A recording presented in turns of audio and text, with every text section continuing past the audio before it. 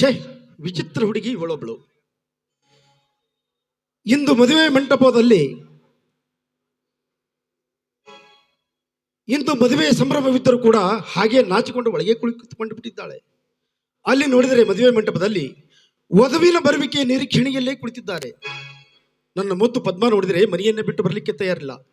ಏನೇ ಆಗಲಿ, ನನ್ನ ಜೀವ ಇರುವುದರೊಳಗೆ ನನ್ನ ಮಗಳ ತಲೆಯ ಮೇಲೆ 2 ಅಕ್ಷತೆ ಹಾಕಿದರೆ ಸಾಕು, ನನ್ನ ಜನ್ಮ ಸಾರ್ಥಕವಾಗುತ್ತದೆ. ಪದ್ಮ, ಮಗು ಪದ್ಮ, ಆಗ್ಲೇ ವೇಳೆ ಆಯ್ತು, ಹೊರಗೆ ಬರಮ್ಮ, ಮದುವೆ ಮಂಟಪಕ್ಕೆ ಹೋಗೋಣ.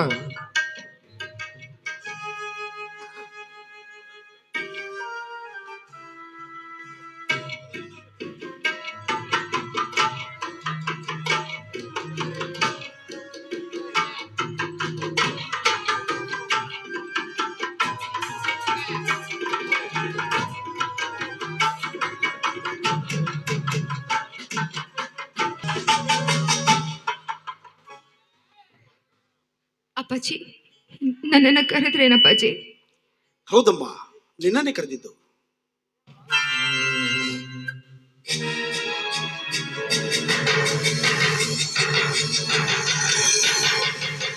ಪದ್ಮ, ಪದ್ಮ, ಇದೇನಮ್ಮ ನಿನ್ನ ಅವಸ್ಥೆ? ಇಂದು ನೀನು ಕನ್ಯಾಮಣಿಯಾಗಿ ಹೊಸ ಸೀರೆಯನ್ನುಟ್ಟು ಕೈಗಳಿಗೆ ಹಸಿರು ಬಳೆಗಳನ್ನೆತ್ತು ಜಡೆ ತುಂಬ ಹೂಗಳನ್ನು ಮುಡಿದುಕೊಂಡು ಶೃಂಗಾರದಿಂದ ಶೋಭಿಸಬೇಕೆ ಹೊರತು ಅದನ್ನೆಲ್ಲ ಬಿಟ್ಟು ಹುಟ್ಟು ಪಟ್ಟಿಯ ಮೇಲೆ ಹಾಗೆ ಇದ್ದಿಲ್ಲಮ್ಮ. ಅಪ್ಪಾಜಿ, ಇನ್ಯಾಕಪ್ಪಾಜಿ ನನಗೆ ಶೃಂಗಾರ? ಇನ್ಯಾಕೆ ಅಪ್ಪಾಜಿ? ನಾನು ಹೊಸ ಸೀರೆ ಉಡುವಂತಿಲ್ಲ, ಕೈಗಳಿಗೆ ಕೈ ಬಳೆ ತೊಡುವಂತಿಲ್ಲ, ನನ್ನ ಮುಡಿಗೆ ಹೂ ಮುಡಿಯುವಂತ ಪರಿಸ್ಥಿತಿಯಲ್ಲಿ ನಾನಿಲ್ಲ ಅಪ್ಪಾಜಿ, ನಾನಿಲ್ಲ. ನಿನ್ನ ಮಗಳ ದುರ್ದೈವ, ನಿನ್ನ ಮಗಳ ದುರ್ದೈವದ ಬಾಳಪ್ಪಾಜಿ. ಪದ್ಮ, ಏನ್ ಮಾತಾಡ್ತಾ ಇದೀಯಮ್ಮ ನೀನು? ನೋಡಮ್ಮ, ಹುಡುಗಾಟದ ಮಾತಾಡುವುದಕ್ಕೂ ಸಮಯ ಸಂದರ್ಭ ಇರುತ್ತದೆ. ನೋಡು, ನನಗೂ ನಿನ್ನ ಮನದ ಅಂತರಾಳ ಅರ್ಥವಾಗುತ್ತದೆ. ನಾನು ಮದುವೆಯಾಗಿ ಈ ಮನೆಯಿಂದ ಕಾಲು ಕಿತ್ತರೆ ನಮ್ಮ ತಂದೆಯವರು ಒಬ್ಬರೇ ಕಾಲು ಕಳೀಬೇಕಲ್ಲ ಎಂಬ ಕೊರಗು ನಿನ್ನನ್ನು ಎಡಬಿಡದೆ ಕಾಡ ಹತ್ತಿದೆ ಅಲ್ಲವೇ? ನೋಡಮ್ಮ, ನನ್ನ ಜೀವ ಇರೋದ್ರೊಳಗೆ ನಿನ್ನ ತಲೆಯ ಮೇಲೆ 2 ಅಕ್ಷತೆ ಹಾಕಿದರೆ ಸಾಕು, ನನ್ನ ಜನ್ಮ ಸಾರ್ಥಕವಾಗುತ್ತದೆ. ನೀನು ಎಲ್ಲ ಚಿಂತೆಯನ್ನು ಬಿಟ್ಟು ಒಳಗೆ ಹೋಗಿ ಹೊಸ ಸೀರೆಯನ್ನು ಉಟ್ಟುಕೊಂಡು ಬಾರಮ್ಮ, ಮದುವೆ ಮಂಟಪಕ್ಕೆ ಹೋಗೋಣ. ಮದುವೆ ಮಂಟಪ? ಮದುವೆ ಮಂಟಪಕ್ಕೆ ಹೋಗುವಂತ ಭಾಗ್ಯ ನಾನು ಪಡ್ಕೊಂಡು ಬಂದಿಲ್ಲ. ಅದೆಲ್ಲ ಸೌಭಾಗ್ಯವತರಿಗೆ ಅಪ್ಪಾಜಿ, ಸೌಭಾಗ್ಯವತರಿಗೆ. ಆದ್ರೆ ನಾನು ನಿರ್ಭಾಗ್ಯವತಿ, ನಾನು ನಿರ್ಭಾಗ್ಯವತಿ ಅಪ್ಪಾಜಿ, ನಾನು ನಿರ್ಭಾಗ್ಯವತಿ. ಪದ್ಮ, ಇದೇನಮ್ಮ ನಿನ್ನ ಮಾತಿನ ಒಗಟು? ನೀನಾಡುವ ಮಾತು ನನಗೊಂದು ಅರ್ಥವಾಗುತ್ತಿಲ್ಲ. ಇಂದೇಕೋ ನೀನು ಒಂದು ಥರ ವಿಚಿತ್ರ ರೀತಿಯಲ್ಲಿ ಮಾತನಾಡುತ್ತಿರುವೆ. ನಿನ್ನ ಮನದಲ್ಲಿ ಅದು ಯಾವುದೋ ಒಂದು ಮುಖ್ಯವಾದ ವಿಷಯ ಅಡಕವಾದಂತೆ ಕಾಣುತ್ತದೆ. ನಿಸಂಕೋಚವಾಗಿ ಹೇಳಮ್ಮ, ಏನು ನಿನ್ನ ಮೂಕವಿದನೆ? ಅಪ್ಪಾಜಿ, ನನ್ನ ಹೆತ್ತ ತಾಯಿ ಇದ್ದಿದ್ರೆ ನನಗಾಗ್ತಾ ಇರೋ ನೋವುಗಳನ್ನ ಹೇಳ್ಕೊಂಡು ಅದು ಕರಿಬೋದಿತ್ತು ಅಪ್ಪಾಜಿ.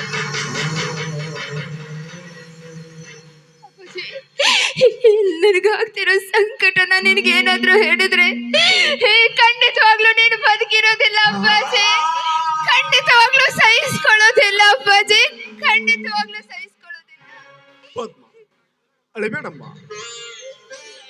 ವಿಷಯ ಏನು ಅಂತ ಬಿಚ್ಚಿ ಹೇಳು. ನೋಡಮ್ಮ, ನಾನು ನಿನ್ನ ತಂದೆಯಲ್ಲ, ತಾಯಿ ಅಂತ ತಿಳಿದುಕೊಂಡು ನಿನ್ನ ಮನದ ತೊಂದರೆಯನ್ನು ಬಿಡಿಸು ಹೇಳಮ್ಮ. ಹೇಳ್ತೀನಿ ಅಪ್ಪಾಜಿ, ಹೇಳ್ತೀನಿ.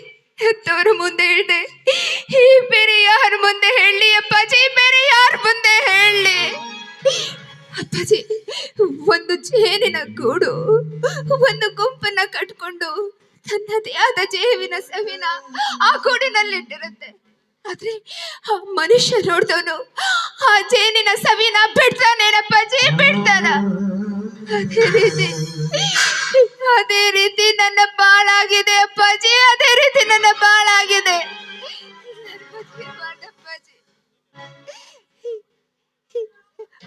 ಅಪ್ಪಾಜಿ, ನೀವು ನನ್ನ ಬಗ್ಗೆ ಬಹಳ ಕಾಳಜಿ ವಹಿಸಿದ್ರಿ ಅಲ್ವಾ?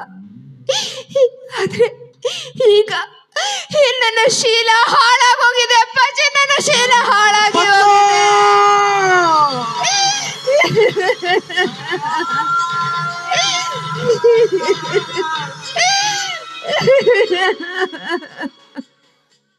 ಪದ್ಮ, ಪದ್ಮ, ಇದೆಂತ ಹಾಸು ಬಂಡೆಯನ್ನು ಹಾಕುತ್ತಿದ್ದೀಯಮ್ಮ ಈ ನನ್ನ ತಲೆಯ ಮೇಲೆ. ನೀನೀಗ ಕನಸಿನಲ್ಲಿ ಮಾತನಾಡುತ್ತಿರಿಯೋ ಅಥವಾ ತಲೆ ಕೆಟ್ಟು ಹೊಚ್ಚಿಯಂತೆ ಮಾತನಾಡುತ್ತಿರಿಯೋ ನನಗೊಂದು ಅರ್ಥವಾಗುತ್ತೆ. ಅಂದ್ರೆ ನಿನ್ನೆ ರಾತ್ರಿ ನಾನು ಮನೆಯಲ್ಲಿಲ್ಲ ನಿಜ, ಆದ್ರೆ ನಿನ್ನ ಶೀಲಕ್ಕೆ ಅದು ಹೇಗೆ ವಿಷಯ ಬೆರೆಯಿತು? ನಿಜ ಹೇಳಮ್ಮ ನಡೆದ ಸಂಗತಿಯನ್ನು. ಅಪ್ಪಾಜಿ, ನಿನ್ನೆ ರಾತ್ರಿ ನೀವು ಇಲ್ಲದ ಸಂದರ್ಭನ ನೋಡಿ ಬೆಕ್ಕೊಂದು ಹಾಲು ಕುಡಿದು ಪರಾರಿಯಾಗುವಂತೆ ನನ್ನ ಶೀಲನ ಗೆಡಿಸಿ ಒಬ್ಬ ಪರಾರಿಯಾದ ಅಪ್ಪಾಜಿ. ನಿಮ್ಮ ಆಸೆ ಕನಸುಗಳೆಲ್ಲ ನೆಚ್ಚನಾಗಿ ಹೋಯ್ತು. ಸಾಕು ಸಾಕು, ಮುಂದೆ ಮಾತನಾಡಿದರೆ ನಿನ್ನ ಕರಗಸದಂತ ಮಾತುಗಳನ್ನು ನೀನಾಡುವ ಒಂದೊಂದು ಮಾತು ನನ್ನ ಹೃದಯವನ್ನೇ ಚೂರು ಚೂರು ಮಾಡುವ ಮಹಾ ಖಡ್ಗವಾಗಿದೆ. ಅಂದ್ರೆ ನಿನ್ನೆ ರಾತ್ರಿ ನಿನ್ನ ಶೀಲಕ್ಕೆ ವಿಷಯ ಬೆರೆಯುತ್ತೆ. ನಿನ್ನ ಶೀಲವನ್ನು ಕತ್ತ ಮಹಾಕಳ್ಳನಾರ ನಿಜ ಹೇಳಮ್ಮ, ನಿಜ ಹೇಳು. ಆ ಜನ್ಮ ಶತ್ರು ಆ ಪ್ರತಾಪ್ ಅಪ್ಪಾಜಿ, ಪ್ರತಾಪ್ ನನ್ನ ಶೀಲಕ್ಕೆ ಕಿಚ್ಚು ಹಚ್ಚಿ ಹೋದ ಅಪ್ಪಾಜಿ, ನನ್ನ ಶೀಲಕ್ಕೆ ಕಿಚ್ಚು ಹಚ್ಚಿ ಹೋದ.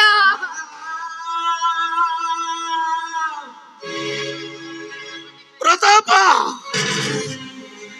ಕೊನೆಗೂ ನಿನ್ನ ಶಾಡನ್ನು ತೀರಿಸಿಕೊಂಡ ಬಿಟ್ಟು ಯಾವ ದ್ರೋಹಿ. ನಾನು ಅಧಿಕಾರದಲ್ಲಿದ್ದಾಗ ನಿನಗೆ ಕಠಿಣ ಶಿಕ್ಷೆ ಕೊಟ್ಟೆನೆಂಬ ದ್ವೇಷಕ್ಕಾಗಿ ಏನು ಅರಿಯದ ನನ್ನ ಮುಕ್ತ ಮಗಳ ಮೇಲೆ ನಿನ್ನ ಚಲದಿಂಗಿತವನ್ನು ತೀರಿಸಿಕೊಂಡು ಬಿಟ್ಟಿಯಾ ಪಾಪಿ. ನೀನಿಂಥ ಮೋಸಗಾರನೆಂದು ನಾನು ಭಾವಿಸಿದ್ದಿಲ್ಲ. ಆದರೆ ಆದರೆ ಆದರೆ ಇಂದು ನೀನು ನನ್ನ ಮಗಳಿಗೆ ಮರೆಯಲಾಗದ ಗಾಯ ಮಾಡಿ ಹೋದೆ ಪ್ರತಾಪ. ಅಪ್ಪಾಜಿ, ಅಪ್ಪಾಜಿ ಸಮಾಧಾನ ಮಾಡ್ಕೊಳ್ಳಿ ಅಪ್ಪಾಜಿ, ಸಮಾಧಾನ ಮಾಡ್ಕೊಳ್ಳಿ. ನಿಮಗೂ ವಯಸ್ಸಾಗಿದೆ ಅಪ್ಪಾಜಿ, ನಿಮಗೆ ಬಹಳಷ್ಟು ನೋವು ಕೊಡ್ತಾ ಇದ್ದೀನಿ. ನಿಮ್ಮ ಮಗಳ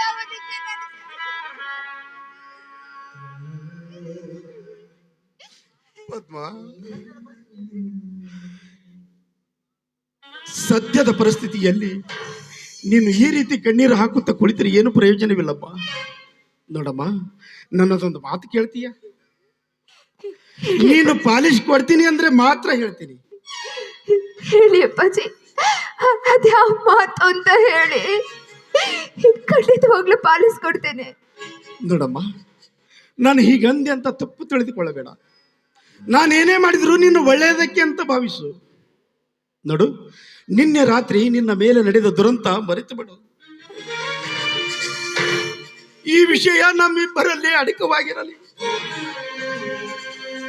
ನೀನೇನೋ ಮನುಷ್ಯನ ಮೇಲೆ ಪರಿಣಾಮ ಮಾಡಿಕೊಳ್ಳದೆ ಆ ಶಾಂತೇಶನ ಕೈ ಹಿಡಿಯುವುದಕ್ಕೆ ಶುದ್ಧಳಾಗು. ನಂತರ ಪರಿಸ್ಥಿತಿ ಹೇಗೆ ಬರುತ್ತೆ ಹಾಗೆ ಮಾಡೋಣ. ನನ್ನ ಮಾತಿಗೆ ಒಪ್ಪುತ್ತೀಯನಮ್ಮ? ಅಪ್ಪಾಜಿ, ಸರಿಯಾಗಿದೆ ನಿಮ್ಮ ಮಾತು, ನಿಮ್ಮ ಆಲೋಚನೆ ಕೂಡ ಸರಿಯಾಗಿದೆ.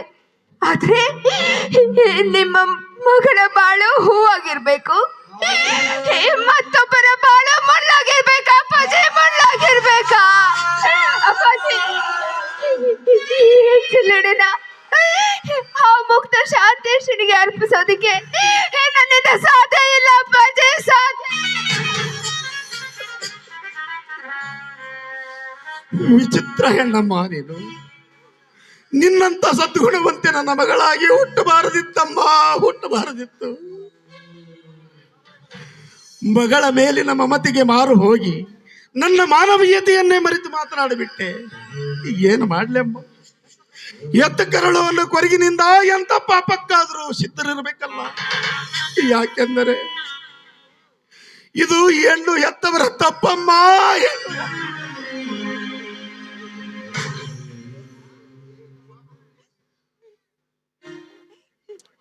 ಅಪ್ಪಾಜಿ, ಈಗಿದ್ದ ಪಾಪದ ಹೊರೆ ಸಾಲದು ಅಂತೇಳಿ ನಾನು ಶಾಂತೇಶನ ಮದುವೆಯಾಗಿ ಮತ್ತಷ್ಟು ಪಾಪದ ಹೊರೆನ ಹೊರುವಷ್ಟು ಶಕ್ತಿ ನನ್ನಲ್ಲಿಲ್ಲ ಅಪ್ಪಾಜಿ, ನನ್ನಲ್ಲಿಲ್ಲ. ದಯವಿಟ್ಟು ನನಗೆ ಬಲವಂತ ಮಾಡಬೇಡಿ. ನಾನು ಮದುವೆ ಮಂಟಪಕ್ಕೆ ಬರೋದಿಲ್ಲ ಅಪ್ಪಾಜಿ, ಬರೋದಿಲ್ಲ. ಹಾಗಾದರೆ ಇಂದು ಮದುವೆಯ ಮಂಟಪದಲ್ಲಿ ನಡೆಯಬೇಕಾದದ್ದು ಮದುವೆಯಲ್ಲ, ನನ್ನ ಹಾಗೂ ಶಾಂತೇಶನ ಮಾನಭಂಗ.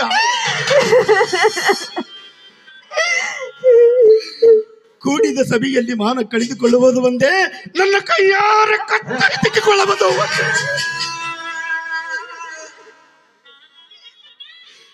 ಶಾಂತೇಶ, ನಿಜವಾಗಲೂ ನೀನು ನಿರ್ಭಾಗ್ಯನಪ್ಪ, ನಿರ್ಭಾಗ್ಯ.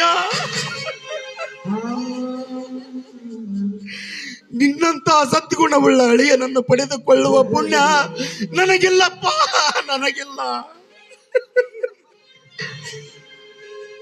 ಮನದಲ್ಲಿ ಆಶೆಯು ಬೇರೆ, ಬದುಕಲ್ಲಿ ನಡೆಯುವ ಬೇರೆ. ಮನದಲ್ಲಿ ಆಶೆಯು ಬೇರೆ, ಬದುಕಲ್ಲಿ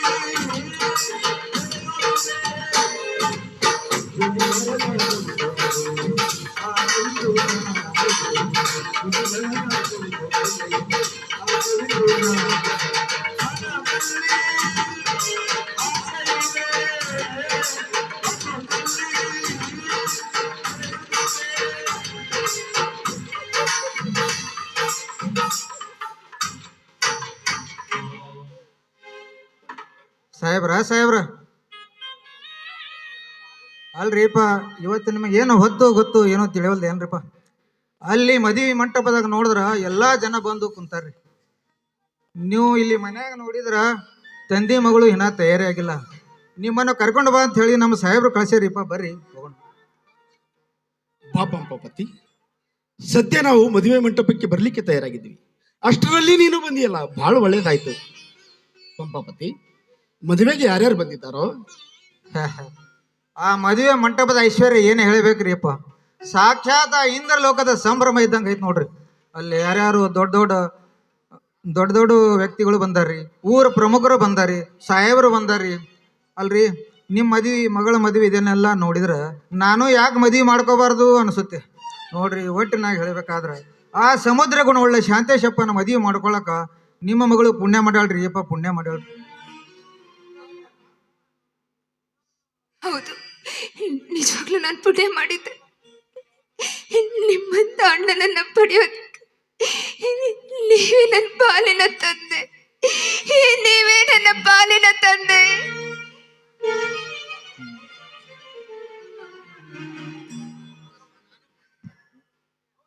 ಹೌದಮ್ಮ, ನಾನು ನಿನ್ನಂತೆ ನಿರ್ಭಾಗ್ಯನಮ್ಮ. ನಿನಗೆ ಅಣ್ಣನಿಲ್ಲ, ನನಗೆ ತಂಗಿ ಇಲ್ಲ ನೋಡಮ್ಮ. ಈ ಜನ್ಮದಾಗ ನಾವಿಬ್ರು ಅಣ್ಣ ತಂಗಿರಾಗಿ ಬಾಳಿ ಬದುಕೋಣ ನೋಡಮ್ಮ. ಯಾವ ಕಾರಣಕ್ಕೂ ನೀನು ಮಾತ್ರ ಕಣ್ಣೀರು ಹಾಕಬಾರ್ದು ನೋಡಮ್ಮ. ಪಂಪಾಪತಿ, ಸದ್ಯ ನೀನು ನಮ್ಮನ್ನು ಕರ್ಲಿಕ್ಕೆ ಬಂದಿರಿವೆ ಅಲ್ವೇ? ಯಾಕ್ರಿಪ್ಪ, ನನ್ಗೆ ಇನ್ನೂ ಅನುಮಾನ ಏನ್ರಿ? ಅಲ್ಲಲ್ರಿ, ನಿಮ್ಮನ್ನು ಬಿಟ್ಟು ಬರಬೇಡ, ಕರ್ಕೊಂಡೆ ಬಾ ಅಂತ ಹೇಳಿ ಗಟ್ಟಿಯಾಗಿ ಹೇಳಿ ಕಳಿಸ್ಯಾರಿ ನಮ್ಮ ಸಾಹೇಬರು. ಬರ್ರಿ ಹೋಗೋಣ. ನೋಡಮ್ಮ, ಸಾಮಾನುಗಳು ಬಹಳ ಇವೆ, ನೀನೊಬ್ಬನಿಗೆ ಒಯ್ಲಿಕ್ಕೆ ಆಗೋದಿಲ್ಲ. ಅದಕ್ಕಾಗಿ ನಾವು ಕಾರಿನಲ್ಲಿ ಕನ್ಯಾಮಣಿಯನ್ನು ಕರೆದುಕೊಂಡು ಬರ್ತೀವಿ. ನೀನು ಮುಂದೆ ಹೋಗಿ ಎಲ್ಲರಿಗೆ ವಿಷಯ ತಿಳಿಸು. ಆಯ್ತು ಬಿಡ್ರಿ. ಹಂಗಾದ್ರ ನೀವು ಹಿಂದೆ ಕಾರ್ನಾಗ ಬರ್ರಿ, ನಾನು ಮುಂದೆ ಹೋಗಿ ವಿಷಯ ತಿಳಿಸ್ತೇನೆ. ಹೋಗ್ತೀನಿ. ಹಾ ಪಂಪಾಪತಿ, ಸ್ವಲ್ಪ ನಿಲ್ಲು, ನಾನೊಂದು ಚೀಟಿ ಬರೆದು ಕೊಡ್ತೀನಿ, ನೀನು ತಪ್ಪದೆ ಶಾಂತೇಶನ ಕೈಯಲ್ಲೇ ಕೊಡಬೇಕು. ಆಯ್ತ್ರಪ್ಪ, ನೀವೊಂದು ಚೀಟಿ ಬರೆದು ಕೊಡ್ರಿ, ನಾ ಒಯ್ದು ಮುಟ್ಟಿಸ್ತಾರೆ.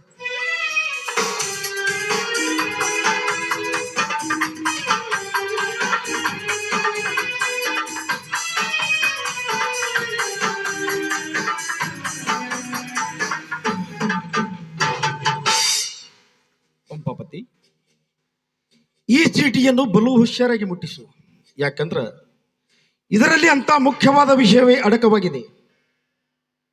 ನೀನೀಗ ಅರ್ಜೆಂಟ್ ಹೋಗಿ ಚೀಟಿ ಮುಟ್ಟಿಸು. ಆಯ್ತು ಬಿಡ್ರಿಪ್ಪ ನೀವೇನೋ ಕಾಳಜಿ ಮಾಡಬೇಡ್ರಿ. ಇದು ಚೀಟಿ ಒಯ್ದು ಗಿಸಿಂದ್ರೆ ಕೊಟ್ಟು ಮುಟ್ಟಿಸಿ ಬಿಡ್ತಾರಿ. ನೀವೇನು ಟೆನ್ಷನ್ ತಗೋಬೇಡ್ರಿ, ನೀವು ಬರ್ತಾರೆ.